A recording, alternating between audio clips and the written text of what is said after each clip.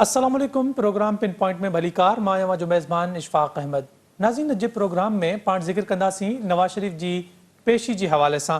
नवाज़ शरीफ़ अॼु मुख़्तलिफ़ अदालतुनि में पेश थियो, जंहिंमें तोशाखाना रेफरेंस में इस्लामाबाद जी एहतसाब अदालत जे साम्हूं सरेंडर कयो, जिन ते नवाज़ शरीफ़ के जेका हमेशा वारा जेके वारंट गिरफ़्तारी हुया उहे ख़त्म कया विया। उनखां अलावा नवाज़ शरीफ़ इस्लामाबाद हाई कोर्ट में बि अॼु पेश थियो। एहतसाब अदालत में पेशी खां पोइ मुस्लिम लीग नून जो अॻवान इस्लामाबाद हाई कोर्ट पहुची हाई कोर्ट में नवाज़ शरीफ़ पंहिंजी हिफ़ाज़ती ज़मानत जेका आहे उहा बि वरिती आहे। ऐं नवाज़ शरीफ़ जी जेका सज़ा हुई उनखे पंजाब हुकूमत मुअत्तल बि कयो आहे।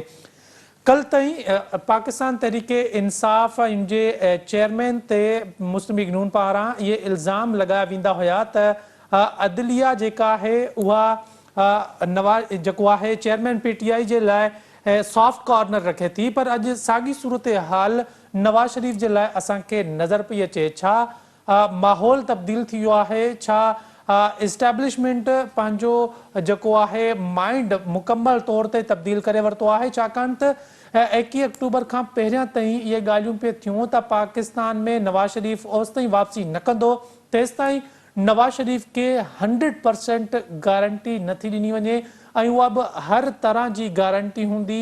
उहा अदालतुनि जे हवाले सां बि गारंटी ॾिनी वेंदी।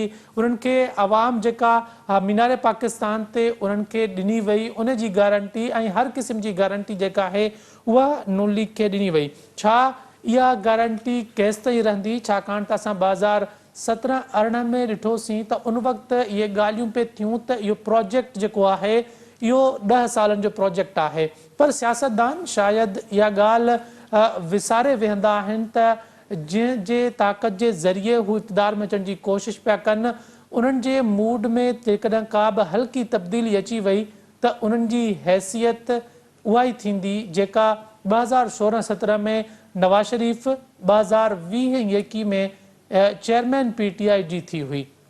उहा सियासी पार्टियूं जेके हुजनि या सियासी अॻवान इन्हनि शयुनि मां को बि सबक़ु हासिल करण जे लाइ तयारु न आहे, ऐं अॼु वरी नवाज़ शरीफ़ उन साॻे जेको आहे रस्ते ते हली रहियो आहे जंहिंजो कल ताईं हू मुख़ालिफ़ हुयो। ऐं गुजरांवाला जे जलसे में हुन नाला खणी उन्हनि खे वॉर्न कयो हो त अवां इन सॼी सूरत हाल जा ज़िम्मेवार आहियो।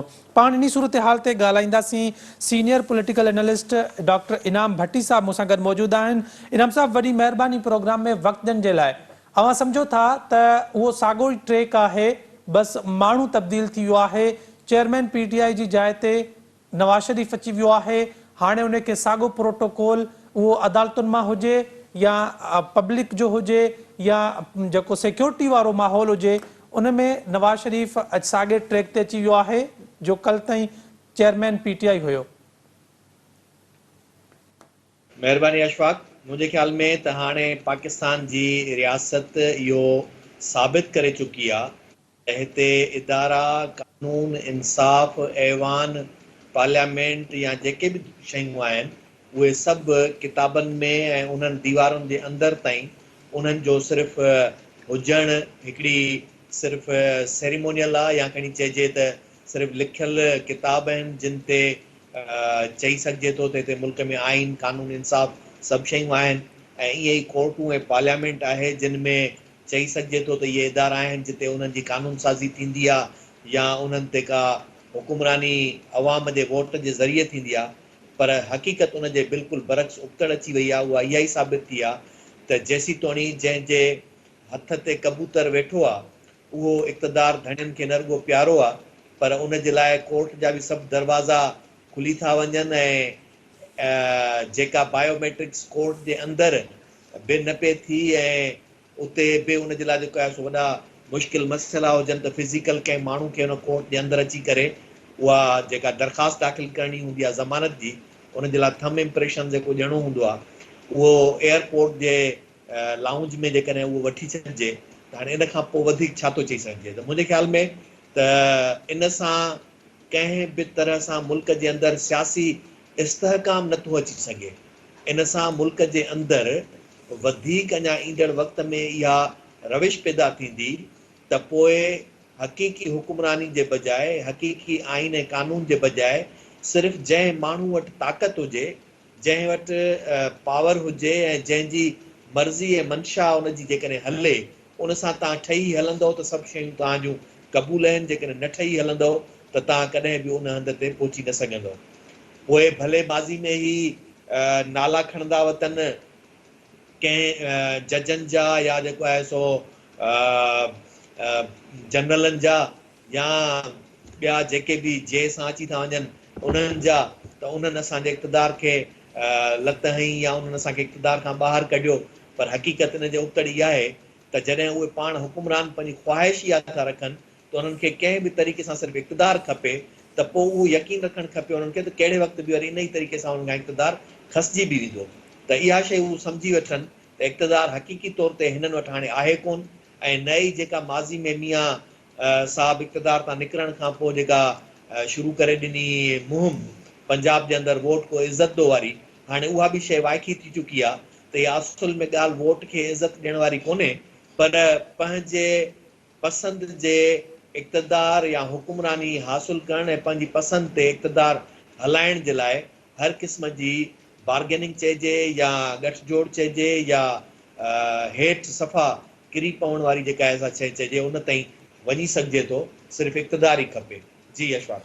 इनाम साहब, ज़ाहिरा इन्हनि मां सियासी अॻुवाण उहो ई हूंदो आहे जेको पंहिंजी ग़लतियुनि मां सबक़ु सिखी अॻिते वधण जी कोशिशि करे, पर असां वटि जेके टे वॾियूं पॉलिटिकल पार्टीज़ आहिनि जंहिंमें तहरीक इंसाफ़, नून लीग, पाकिस्तान पीपल्स पार्टी, असांखे हिन वक़्तु नज़र इहो पियो अचे त हर पार्टी जी कोशिशि इहा आहे त हू इस्टेब्लिशमेंट जो दादलो कीअं थिए, बजाए इन जे जो अवाम खे कुझु ॿुधाइजे, अवाम खे पंहिंजी परफॉर्मेंस जे बारे में ॿुधाइजे।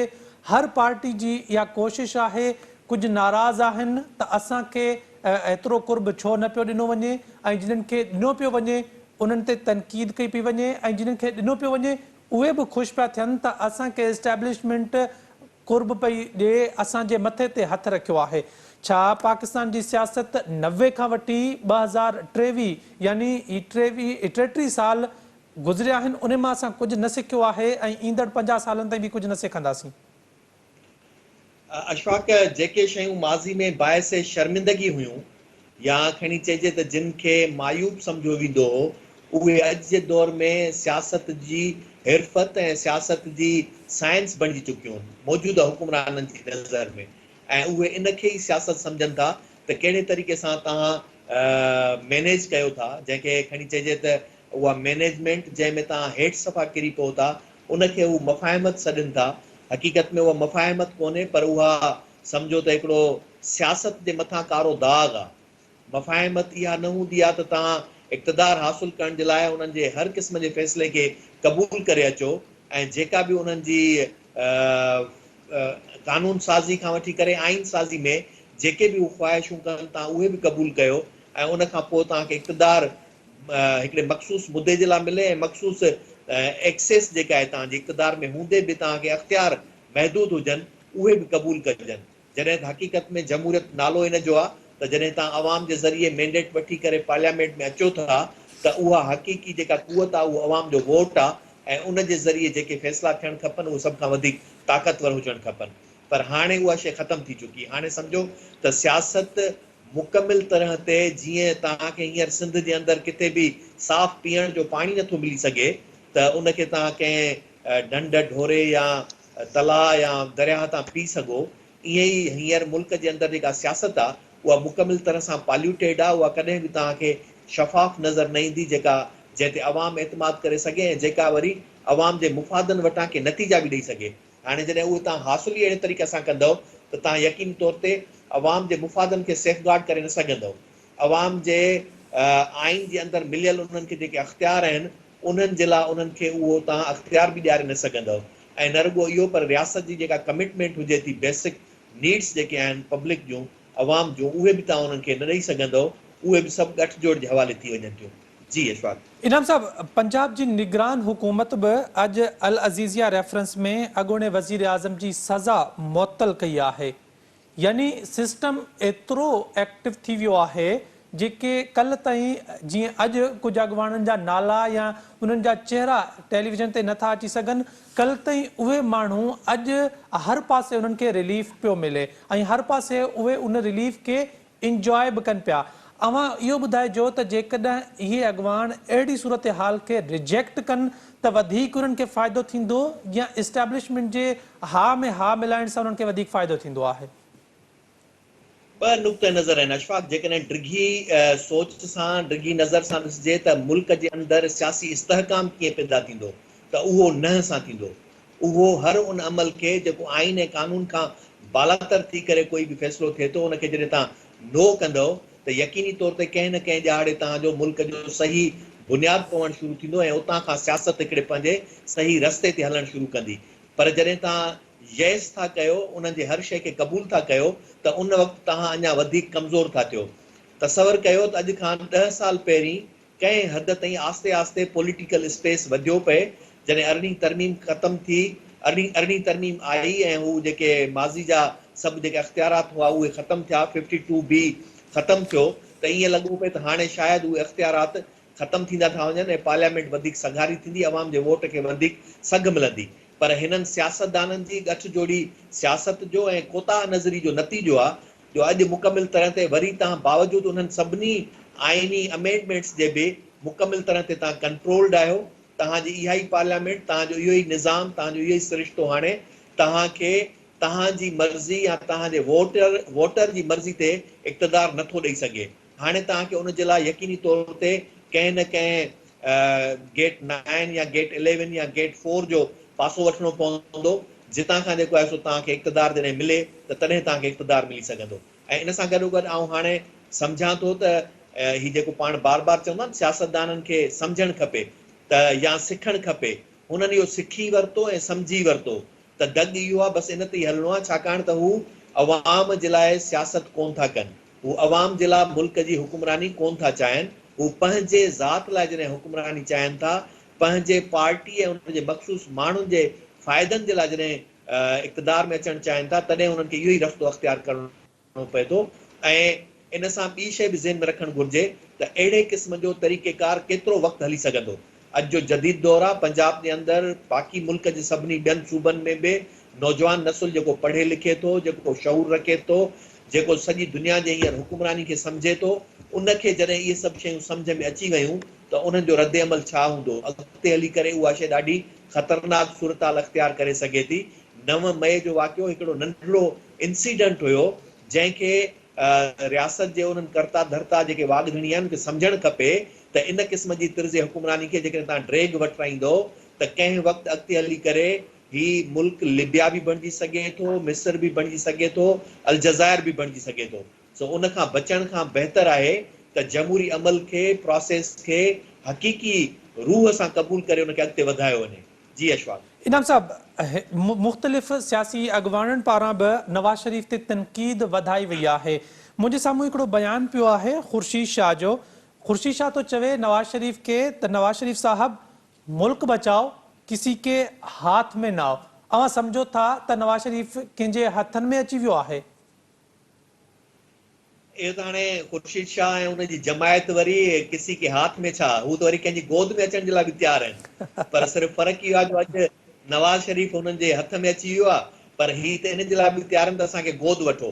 ऐं उहो गोद जे लाइ हिकिड़ो जेको आहे सो गोद वठण जे लाइ ॿार बि हुननि जो तयारु आहे, जंहिंखे हू ॾियण जे लाइ तयारु आहिनि। तंहिंजी परवरिश बि वञी तव्हां कयो, निपायो बि तव्हां, उहो तव्हांखे ॾेई छॾींदासूं ऐं तव्हांजे नक्शे क़दम ते हलंदो। पर मसइलो सिर्फ़ु इहो आहे त मौजूदा वक़्त में अॼु जेका एस्टेब्लिशमेंट आहे उनखे सूट करे थी पई नून लीग, जंहिंजे करे हुननि उनखे हथु ॾिनो आहे या उनजो हथु पकड़ियो आहे। पर इहो को बि इन जो इम्कान रद्द नथो करे सघिजे त जेॾी महिल बि जेकॾहिं पीपुल्स पार्टी खे, ख़ुर्शीद शाह खे या उनजी क़यादत खे इहो मौक़ो मिलियो त हू वञी उनजे हंज में बि वेही रहंदा इन साॻे कम जे लाइ, ऐं मुमकिन आहे उनखां वधीक कमज़ोर हुकुमरानी करण जे लाइ बि तयारु थी वञनि।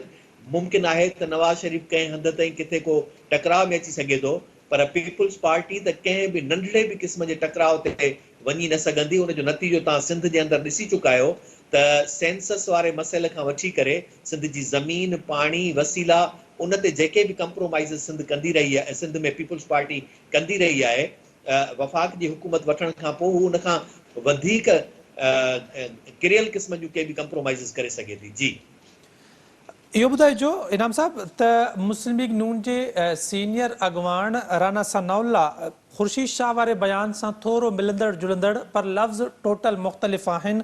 उन्हनि चयो आहे त नवाज़ शरीफ़ जी वापसी ऐं उन जे इस्तक़बाल में इस्टेब्लिशमेंट जो को बि किरदारु नाहे। इस्टेब्लिशमेंट जो जेकॾहिं किरदारु न हुजे त मुंहिंजे ख़्याल में मियां साहब पहुचण खां पोइ जेल जे हवाले हुजे हा। ऐं जेकॾहिं इस्टेब्लिशमेंट जो किरदारु न हुजे हा त इहो कबूतर उन जे हथ ते स्टेज ते अची करे न वेहे हा, उहो उन जे मथां उॾामंदो हलियो वञे हा। त जो कबूतर हथ ते वेहे थो उहो जॾहिं उन जा पर ॿधिजी था वञनि तॾहिं ई उहो अची करे हथ ते वेहे थो, न त ईअं को बि उॾंदड़ आज़ाद पखी कंहिंजे हथ ते मुश्किल सां ई वेही सघंदो आहे। तंहिंजे करे इस्टेब्लिशमेंट जेका हुनजे हथ ते अची करे वेठी आहे उहा इन जो ई सबबु आहे जो उन्हनि सभु शयूं कंप्रोमाइज़िस कयूं आहिनि। इस्टेब्लिशमेंट नवाज़ शरीफ़ जे हथ ते वेठी आहे या नवाज़ शरीफ़ इस्टेब्लिशमेंट जे हथ ते वेठो आहे? हिते वरी कबूतर उगतो आहे न, तंहिंजे करे हुनखे ईअं खणी सम्झिजे त नवाज़ शरीफ़ हुनजे हथ ते वेठो आहे, पर कबूतर ॾेखाव तौर ते हिननि ॾेखारियो आहे त कबूतर अची असांजे हथ ते वेठो आहे। ईअं इक़्तिदार जो हुमाव जीअं हूंदो आहे न, त उहो चवंदा आहिनि त हुमाव जंहिंजे मथे ते वेहे त उनखे सुरखाब जा पर लॻी वेंदा आहिनि। त हिते बि ईअं ई आहे त इस्टेब्लिशमेंट सां मुकमिल तरह ते गठजोड़ जो ई नतीजो आहे जो एयरपोर्ट ते गिरफ़्तार थियण जे बजाए या अॼु तोशाखाना केस जे जेके फ़ैसिला आया आहिनि उहे या जेके ॿिया रेफरेंसिस आहिनि उहे वापसि वठणु वेंदे एतिरे तोणी जो FIA खे नेब खे हींअर उहे बि ऑर्डर्स जारी कया विया आहिनि त जेके मुंजमिद कयल असासा या जेके बि अकाउंट्स आहिनि उहे बि हाणे वापसि जेको आहे सो बहाल कया वेंदा। हाणे इहे सभु शयूं छा थियूं वाज़े कनि। ऐं ॿी शइ इहा बि ज़हन में रखणु घुरिजे त ख़ुदि अॻिते हली करे कोर्टुनि खे इहो साबित करणो पवंदो त या त हू अॻ में ग़लति हुयूं जिन नवाज़ शरीफ़ खे सज़ा ॾेई ऐं हिकिड़ो मुजरिम करार ॾेई जेल जे अंदरि विधो, या हाणे वारी कोर्ट जेका आहे सही आहे। ॿई शयूं सही नथियूं थी सघनि। का न का शइ हिकिड़ी ग़लति हूंदी तॾहिं जेको आहे सो ॿी सही थींदी, हिक ई वक़्त ते ॿई शयूं सही न हूंदियूं। जी अशफाक। इनाम साहब वॾी महिरबानी प्रोग्राम में वक़्तु ॾियण जे लाइ। नाज़रीन, इनाम भट्टी साहब असां गॾु मौजूदु हुयो। पाकिस्तान जी करंट पॉलिटिकल सिचुएशन ख़ासि तौर ते नून लीग नवाज़ शरीफ़ जो जीअं नवाज़ शरीफ़ खे रिलीफ मिलणु शुरू थियो आहे ऐं जीअं अंदाज़ में उनखे रिलीफ मिलणु शुरू थियो आहे इन ते पाण ज़िक्र पिया कयूं। प्रोग्राम जो सिलसिलो जारी रखंदासीं। हिते वक़्तु थियो आहे ब्रेक जो। असां गॾु रहिजो।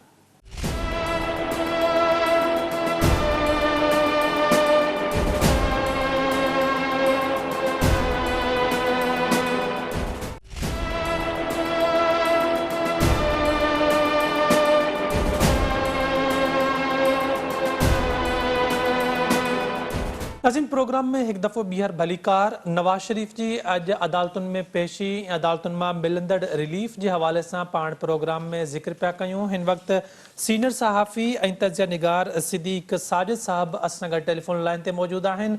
सिद्दीक़ साजिद साहब, बहुत शुक्रिया प्रोग्राम में वक्त देने के लिए। आज जिस तरह नवाज शरीफ मुख्तलिफ अदालतों में पेश हुए और उन्हें रिलीफ दिया गया, क्या कहिएगा कि एक पेज सैम पेज और जिस तरह माजी में बात की जाती थी कि ये पेज जो है कभी फटेगा भी नहीं और तब्दील भी नहीं होगा?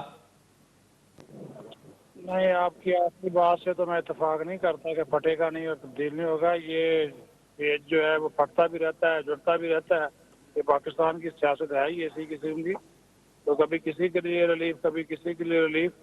आपने माजी में देखा कि बहुत से केसेस बहुत से लोगों पे थे, उनको रिलीफ मिला, मुसलसल मिला। और मियां नवाज शरीफ साहब को जो है वो वापस बुलाया गया है, तो उनको भी एक रिलीफ जो है वो मिल रहा है। आज जज साहब ने बड़ी अच्छी बात की, जो एक इस्लामाबाद हाई कोर्ट के मुअज़्ज़ज़ जज थे मियां गुल हसन औरंगजेब, उन्होंने बड़ी अच्छी बात की। उन्होंने कहा कि 5 साल में मैंने नैब को जिस तरह बदलते हुए देखा है, तो ये तो बड़ी कमाल की बात है। इनके उनको भी पता है कि वही नैब जो कि मुकदमे बना रहा था, वही नैब जो केसेस लेकर आ रहा था, आज उसी नैब का प्रोसिक्यूटर जनरल कहता है जी हमें जमानत में तस्हीह पर भी एतराज़ नहीं है और अपीलों की मंजूरी के ऊपर भी कोई एतराज़ नहीं है।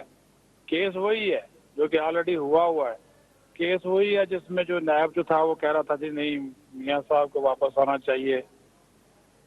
केस वही था कि जिसमें उनको कुछ इश्तिहारी भी करार दिया गया। तो ये पाकिस्तान का एक सियासी निज़ाम है और इस सियासी निज़ाम के जितने भी ताकतवर किरदार हैं वो जब चाहते हैं जैसे चाहते हैं वो अपने आप को वो जो पेज है ना वो फिर पेज खुद ही बनाते हैं, खुद ही वो पेज फाड़ देते हैं, खुद ही पेज को जोड़ लेते हैं। और अब ये तो डिपेंड करता है कि पेज पर जुड़ता कौन है और नहीं जो कौन जुड़ता तो उसके साथ फिर जो वो चीज़ें सामने आती हैं। बहरहाल ये पाकिस्तानी सियासत का एक ऐसा जवाब है जिसको हम क्योंकि इक़्तिदार हर एक को प्यारा लगता है। तो अभी भी आप देख लें कि मियां नवाज शरीफ को जिस तरह यहाँ पे बुलाया गया, मैं तो कहूँगा कि जिस तरह उनको बुलाया गया, तो ये सारी चीज़ें तो स्क्रिप्ट के मुताबिक जो है वो चल रही हैं कि उनको आस्ता आस्ता रिलीफ मिलेगा। तो आज उनको वो 26 अक्टूबर तक उनकी ज़मानत में तौसीक़ की गई है। तो पता सबको भी है, आपको भी है तो कि ज़मानत उनकी जो है वो कन्फर्म हो जानी है। आज तो फांसी ज़मानत में तौसीक़ की गई है, तो मेन जो है वो उनकी कन्फर्मेशन भी जो है वो हो जाएगी। जी सिद्दीकी साहब, ये फरमाइएगा कि माजी में भी और आज भी, माजी में पीटीआई इस्टेब्लिशमेंट का जो है एक इस्टेब्लिशमेंट के किरदार में वो चलती रही, आज नवाज लीग और नवाज शरीफ चल रहे हैं। आप नहीं समझते कि ये तमाम जो लीडरान हैं ये सियासत, सियासी पार्टी और जमहूरियत के लिए कमजोरी का बायस बन रहे हैं इस्टेब्लिशमेंट के आला कार बनने के बाद? आपकी इस बात से मैं इतफाक नहीं करता कि इस्टेब्लिशमेंट का अल्लाह कार बनने के बाद ये इस्टेब्लिशमेंट के पास ये लोग खुद जाते हैं। मुल्क में जमहूरी निज़ाम मजबूत नहीं है, इसके जिम्मेदार ये हमारे सियासतदान और पॉलिटिकल पार्टीज खुद हैं, क्योंकि इन्होंने अपने आप को कभी मजबूत करने की कोशिश नहीं की। ये हमेशा ऐसे इदारों की तरफ देखते हैं जिनको ये समझते हैं कि शायद वो हमसे ज़्यादा ताकतवर है और वो हमें हुकूमत देंगे। तो इन्हीं वजूहात की वजह से जो है वो फिर जो पाकिस्तान का एक जमहूरी निज़ाम है वो मजबूत नहीं हुआ। आपको मैं माजी में ले चलूं तो इसी इस्टेब्लिशमेंट ने जब बल्कि अदालतों के ज़रिए जिस तरह उनको पनामा के केस में निकाला गया, तो इसी इस्टेब्लिशमेंट के ऊपर मियां नवाज शरीफ ने कितने इल्ज़ाम लगाए। मैं ये नहीं कहता कि उस वक्त ये वाली इस्टेब्लिशमेंट मौजूद थी, तो उस वक्त जो भी इस्टेब्लिशमेंट के लोग थे, फिर वोट को इज्जत दो का एक बयानिया चला। फिर मियां नवाज शरीफ जो है वो बड़े जलसों में लोगों के नाम लेकर जो है वो कहते रहे। तो वो ये इसके जिम्मेदारी जो है वो हमारे सियासी जमातों, हमारे सियासतदानों के ऊपर आयद होती है। आप देखें, हमारी फौज का जो इदारा है वो बहुत मजबूत इदारा है, हमारी जो अदलिया है वो बहुत मजबूत इदारा है। अगर किसी ने किसी को मजबूत किया तो उन्होंने अपने आप को मजबूत किया, इन्होंने तो अपने आप को कमजोर किया। अब आप देख लें, एक पार्लियामेंट का मैं आपको ताज़ा तरीन मिसाल दे दूं। ये कल जो मिलिट्री कोर्ट्स वाला फैसला आया जिसको कालअदम करार दिया कि सिविलियन का ट्रायल जो है वो मिलिट्री कोर्ट्स में नहीं हो सकता, तो उसको कालअदम करार दिया। ये पार्लियामेंट कानून पास कर चुकी। अब पार्लियामेंट तो नुमाइंदा है 25 करोड़ आवाम की, तो उसका जो फैसला है एक 4 जजेस पर मुश्तमिल बेंच जो है वो उड़ा के रख देता है। क्या आपने कभी देखा है कि पार्लियामेंट ने सुप्रीम कोर्ट का फैसला जो है वो रद्द किया हो?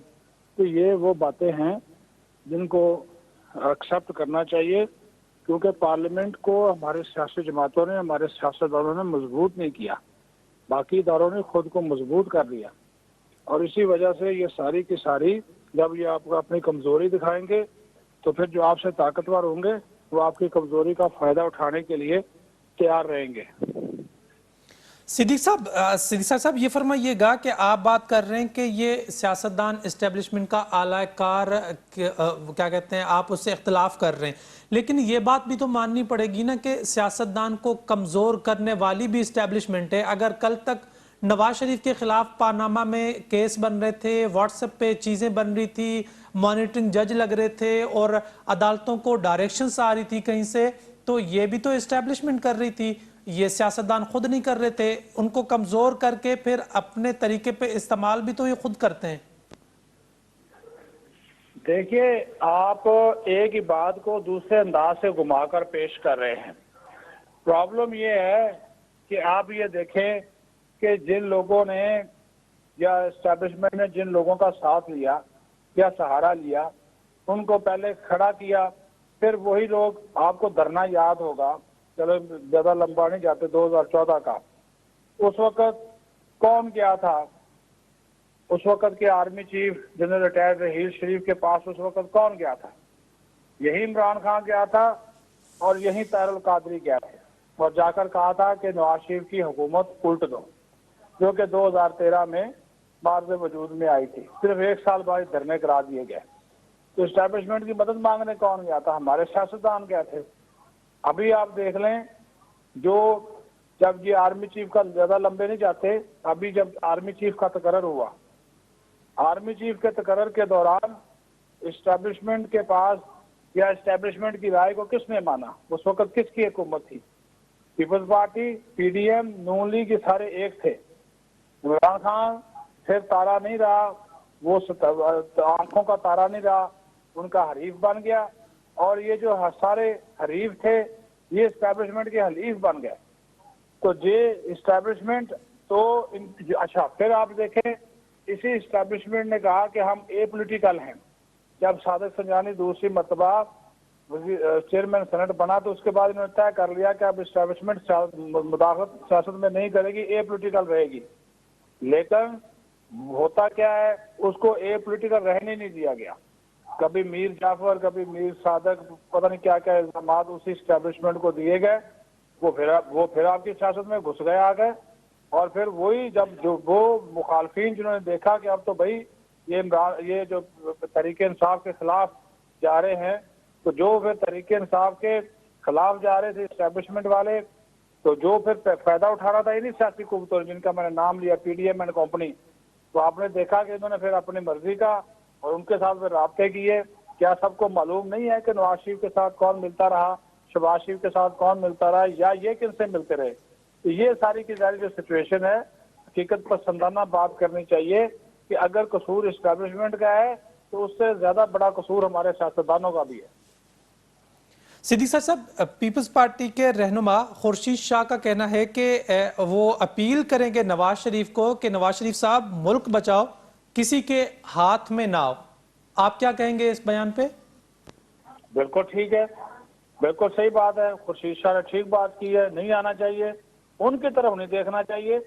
आप अगर आवाम में जाएं, अगर आवाम आपको आपके नून लीग के दावे के मुताबिक 4-5 लाख बंदे ने इस्तकबाल मीनार पाकिस्तान पे किया है, तो नवाज शरीफ आज भी उनका सैकड़ों को लोग उनके इस्लामाबाद हाई कोर्ट में पेशी के मौका पर मौजूद थे। तो नवाज शरीफ निकले, अवाम के ऊपर भरोसा करे, अवाम का जो है वो एतमाद जीते, बिल्कुल जाए, उनकी तरफ ना देखे। जिनकी तरफ जो इशारा खुर्शीद शाह साहब कर रहे हैं वो बिल्कुल ठीक बात कर रहे हैं। भाई सियासतदान है, आप अवाम में रहने वाले लोग हैं, तो फिर अवाम के पास जाए।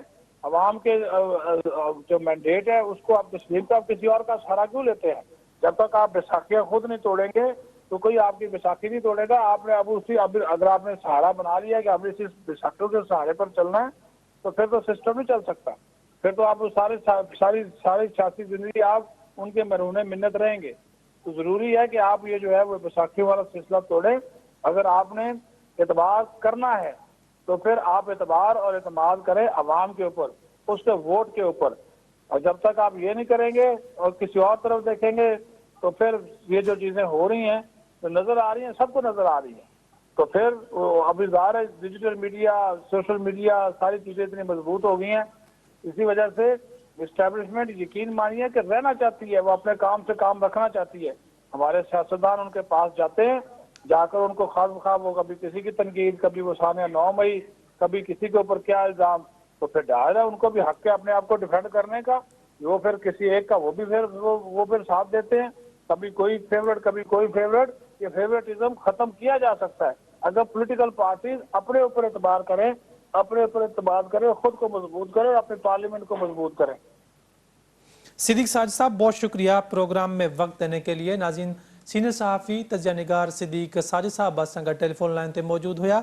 अॼु जी जेका अपडेट उन ते असां प्रोग्राम में ज़िक्र पे कयोसीं, नवाज शरीफ जी अदालतुनि में पेशी ऐं अदालतुनि में मिलंदड़ रिलीफ। ईअं थो लॻे त इहो असां पहिरियां बि ॾिठो आहे कल ताईं मुस्लिम लीग नून अदालतुनि ते तनक़ीद कंदे नज़र ईंदी हुई जॾहिं PTI वारनि खे अहिड़े क़िस्म जो रिलीफ मिलंदो हो, अदालतुनि में वेंदा हुआ ऐं केसनि में ज़मानतूं मिलंदियूं हुयूं, ज़मानतुनि में वाद थींदी हुई त नून लीग पारां पाकिस्तान तहरीक इंसाफ़ ते सख़्त तनक़ीद कई वेंदी हुई ऐं चवंदा हुआ त ही सभु जेको आहे मिली भगत आहे ऐं सभु जेको आहे चेयरमैन PTI खे सपोर्ट करे रहिया आहिनि। पर अॼु उन्ही नून लीग खे उहे सभु अदालतूं बहितर पियूं लॻनि, सभु जज जेके आहिनि उहे न्यूट्रल पिया लॻनि ऐं हर पासे नून लीग खे आइन ऐं कानून जी बालादस्ती नज़र पई अचे।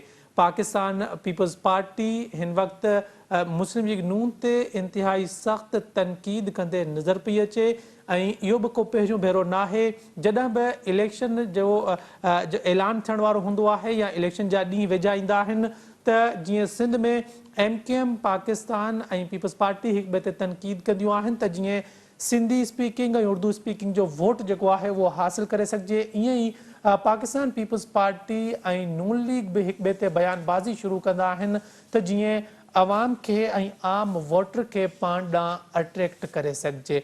अॼु जे प्रोग्राम में एतिरो ई। पंहिंजे मेज़बान इशफाक अहमद खे ॾींदा इजाज़त। अल्लाह हाफ़िज़।